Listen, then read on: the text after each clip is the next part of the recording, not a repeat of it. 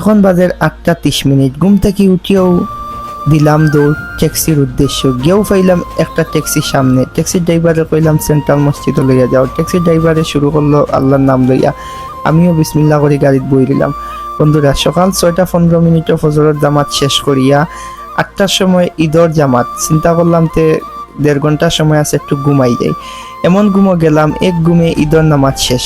ঘুম থেকে উঠিয়া চিন্তা করলাম কোন মসজিদে যাওয়া যায়। পরে খবর পাইলাম একটু দূরে একটা মসজিদও জামাত রয়েছে 9:30টার সময়। মারলাম দৌড়, মারিয়াও মনে করো মসজিদের উদ্দেশ্যে রওনা। রাস্তার যে জাম আর যে ট্রাফিক লাইটের সিগন্যাল, ট্যাক্সি ভাড়া তো প্রত্যেক সেকেন্ডে ভাড়া বাড়ে, কিন্তু রাস্তা অতটা আইতাম পারি না। কত সময় বাদে বাদে জাম, কত সময় বাদে বাদে রেড সিগন্যাল। যাই হোক, অনেক কল্পনা জল্পনার পরে মসজিদের কাছাকাছি আইছি, কিন্তু এখনো দেখি আর জাম। গুগলও চেক করলাম কত সময় আছে, দেখার একটু সামনে গিয়া আতর বাম সাইডে। ট্যাক্সি ড্রাইভারে কইলাম বাবা আমারে দিলা নামাইয়া, মসজিদ খান্দার আছে, দৌড় মারি দেম কি। মারলাম দৌড় মসজিদের উদ্দেশ্য যাইতে। মসজিদ তো আর পাই না, একটা মসজিদ সামনে পাইছি। গিয়াও হামাই গেলাম মসজিদের ভিতরে। চিন্তা করলাম অজু ফসি না, অজুটা শেষ করিলাই। অজু শেষ করিয়া কাপড় চোপড় ফিট দিয়া রেডি। মসজিদর নামাজের টাইম কিন্তু খুব নিকটবর্তী। গিয়া পাইলাম মসজিদের 1 নম্বর হল রুম লোড। আমারে কইল আন্ডারগ্রাউন্ডে যাও। যেমনে কইছে হল রুম লোড, মনে মনে অশান্তি আইলো। অত কষ্ট করিয়া ইয়া যদি নামাজ পাই না।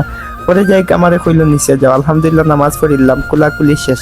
বছরও 2টা ঈদ হয়, যদি ও ঈদগুলাও মিস করিলাই তাহলে তো আর মনটা কেমনে ভালো থাকবো।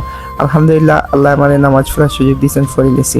গাইস, সকাল সকাল খুব বুক লাগছে। চিন্তা করলাম একটু ড্রিঙ্কস আর একটা চকলেট বা আইসক্রিম নেই। যাই হোক, ইচ্ছা মতো কেনাকাটা করলাম। এখন ঘরও ফিরার পালা। আইতে সময় ট্যাক্সি আইলাম, ভাবলাম এখন একটু মেট্রোয় যাই। যাই হোক গাইস, আপনারা সবে আমারে বিভিন্ন মাধ্যমে ঈদর দাওয়াত দিচ্ছেন বা ঈদ মুবারক জানাইছেন। আমি আপনারা সবাইরে আমার পক্ষ থেকে জানাই ঈদ মুবারক।